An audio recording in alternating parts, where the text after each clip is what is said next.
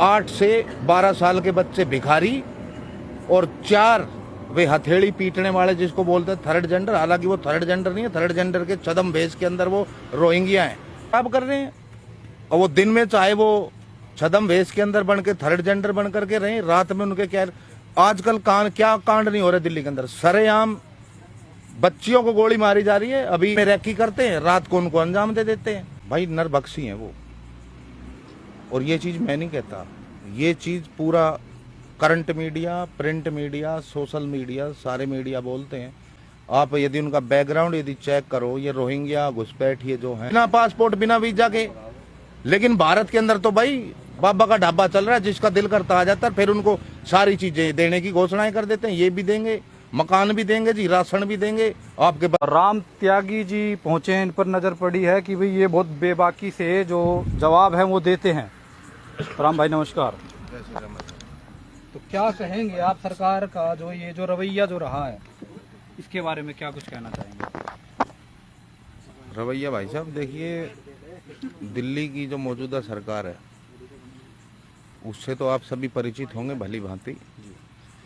जिस प्रकार से इन्होंने लोगों को प्रलोभन दे करके और दिल्ली की सत्ता में काबिज हुए हैं, लेकिन इनके जो गलत इरादे हैं वो हमेशा हमारे दिल्ली देहात के लिए ही ज़्यादा कारगर ये कर करके लेकर के आते हैं। चाहे वो कुछ भी कार्य उनको करना होता है जिसमें देहात का अनहित हो, जिसमें देहात का नुकसान हो। अभी हाल फिलहाल उन्होंने जो आप ये देख रहे हो आंदोलन, जो भूख हड़ताल जो चल रही है residential school for street child, इसके विरोध में चल रही है। तो सवाल ये है कि ये जमीन हमारी, स्कूल हमारा, इसके अंदर पढ़ने वाले बच्चे हमारे, एक गांव के नहीं, 2 के नहीं, 4-5 गांव के बच्चे हैं। चाहे वो नाना खेड़ी हो, बडूसरा हो, राघोपुर हो, धर्मपुर हो, भाऊपुर हो, इतने गांवों के बच्चे इसके अंदर पढ़ते हैं। यदि उनको रेजिडेंशियल स्कूल बनाना ही है तो इन गांव के बच्चों के लिए बनाओ ना। तो है, लेकिन गांव का आरोप है कि रोहिंग्याओं को बसाने की जो प्लानिंग जो मैं उसी मुद्दे पे आ रहा हूँ। यदि रेजिडेंशियल स्कूल बनाना है तो इस गांव के बच्चों के लिए बनाओ, इस देहात के बच्चों के लिए बनाओ। स्ट्रीट चाइल्ड कौन है यहाँ पे? यहाँ से 10-10 किलोमीटर दूर तक कोई स्ट्रीट चाइल्ड नहीं। और स्ट्रीट चाइल्ड की परिभाषा क्या है? एक बार दिल्ली की सरकार इस चीज को भी बता दे, परिभाषित कर दे कि स्ट्रीट चाइल्ड की परिभाषा क्या है, कौन है स्ट्रीट चाइल्ड। आज की डेट में आप दिल्ली की जितनी भी रेड लाइटों के ऊपर जाओगे, आप कभी ध्यान दे लेना, मैं आपके चैनल के माध्यम से पूरी दिल्ली की जनता को और जो भी इस वीडियो को देखे उनका ध्यान ले जाना चाहूंगा।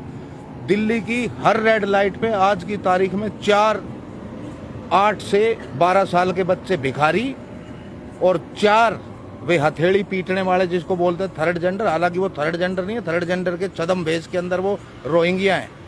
हर रेड लाइट के ऊपर मिलेंगे आपको। कहीं ना कहीं उस समाज को खराब करने की भी तैयारी इन लोगों के द्वारा की जा रही है। बिल्कुल खराब कर रहे हैं। और वो दिन में चाहे वो छदम भेष के अंदर बन के थर्ड जेंडर बन करके रहे, रात में उनके क्या आजकल क्या कांड नहीं हो रहे दिल्ली के अंदर। सरेआम बच्चियों को गोली मारी जा रही है। अभी 2-3 दिन पहले की बात है, संगम विहार में लड़की के सर में गोली मारी।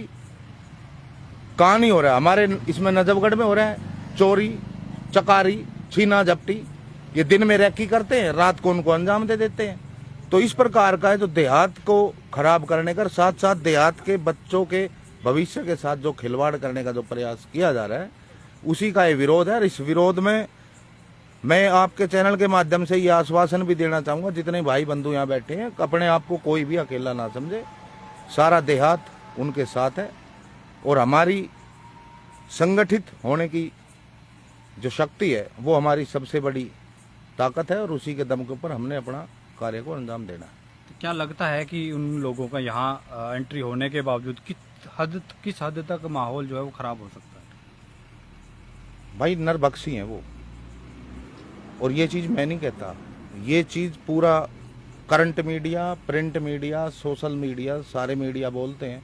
आप यदि उनका बैकग्राउंड यदि चेक करो, ये रोहिंग्या घुसपैठ ये जो हैं, इनको बांग्लादेश से क्यों भागे, उसके बाद म्यांमार से इनको लतिया करके भगाया गया जबरदस्त तरीके से। अब भारत है, भारत की सरकार को भी ये सोचना चाहिए, ये देश कोई धर्मशाला थोड़ी है यार, जिसका दिल करे मुंह उठा के आ जाए। आप भारत जैसे महान राष्ट्र के अंदर ऐसे घुसपैठ होने देते हो? आपके पड़ोसी देशों से ही कुछ सीख लो। भूखे नंगे हैं, पाकिस्तान में घुस करके दिखा दो कोई, बिना पासपोर्ट बिना वीजा के।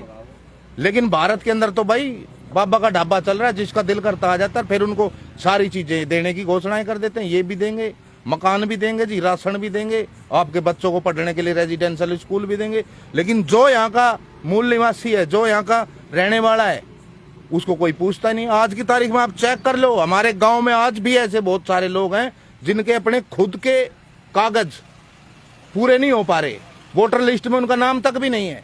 लेकिन जो अवैध घुसपैठी हैं, इनके पास सबसे पहले कागज पूरे पाएंगे, आधार कार्ड पाएगा, पैन कार्ड पाएगा, वोटर आईडी कार्ड पाएगा, रेजिडेंशियल प्रूफ के लिए उनको डोमिसाइल तक मिल जाएगा। हमारे बच्चे धक्के खाते रहते हैं तहसीलों के अंदर, डोमिसाइल नहीं बन के देता भाई साहब, सबको मणिराम चाहिए, लेकिन इनके डोमिसाइल तुरंत तैयार हो जाते हैं। तो मौजूदा सरकार को क्या कहना चाहेंगे आप कि भाई इतनी ईमानदारी की बातें करती है, अपने छोटी छोटी एडवर्टाइजमेंट जब करती है उसमें करोड़ों की प्रचार वो करते हैं। एक भाई ने परसों पहले दिन एक बात कही थी, यहाँ पे फेयर एंड लवली का काम करते हैं, काम कम और प्रचार ज्यादा। 100 रुपए का काम करेंगे और फिर उसके प्रचार के अंदर बड़े बड़े पोस्टर, होर्डिंग, बैनर लगा देंगे। बधाई हो दिल्ली, आज फलाने जगह सुलभ शौचालय में धोने के लिए लोटे रखे गए। ये कोई प्रचार है यार? ये कोई बताने वाली बात है? इतने निम्न स्तर का इनका प्रचार है। यदि सुलभ शौचालयों में, सार्वजनिक शौचालयों में लोटे रखवाते तो उसकी भी बधाई देते हैं। ये इनका स्टैंडर्ड है। और काम से ज्यादा ही प्रचार के ऊपर अपना पूरा जनता का जो गाड़ी कमाई का, जो खून पसीने का पैसा जो टैक्स के रूप में जाता है इनको, उसको ही लुटा रहे। यही है इनका। तो इनको क्या सबक आप लोग आगामी जो इलेक्शंस होंगे, क्या ये जो आप लोग जो बैठे हैं, ये जो क्षेत्र जो है मटियाला विधानसभा, क्या इस तरह की ये जो हरकतें जो है वो इन लोगों के द्वारा की जा रही है, क्या चुनाव प्रक्रिया में भी कुछ इस चीज का असर देखने को मिलेगा?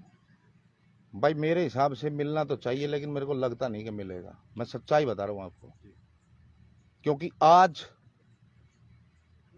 हम एक ऐसे समाज के अंदर जी रहे हैं जहां पर इंसान को अपने राष्ट्र और धर्म के नैतिक मूल्यों से ज्यादा अपना खुद का स्वार्थ दिखता है।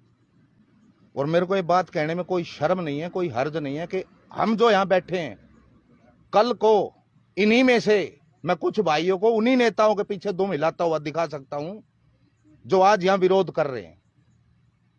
और दूसरी बात, हमारी वैल्यू इसलिए भी शायद समझी नहीं जाती कि एक गांव के अंदर बोलते हैं भाई तुम्हारे पास क्या है, 2000 वोट, 3000 वोट, हम एक कॉलोनी में से, एक गली में से इतनी वोट इकट्ठी कर लेंगे, ये हमारा वो मान करके चलते हैं। हालांकि सबक सिखाने की आवश्यकता है ऐसे भ्रष्टों को, ऐसे बेईमानों को। हालांकि वो अपने आप को कहते हैं कि भाई कट्टर ईमानदार और भगत सिंह के वंशज, पता नहीं क्या क्या वो अपनी संज्ञाएं देती हैं। लेकिन यदि आज भगत सिंह जी जिंदा होते तो जिस तरह से उन्होंने अंग्रेजों को लतियाया था, इनको भी इसी तरह से लतिया के सत्ता से बाहर खदेड़ते।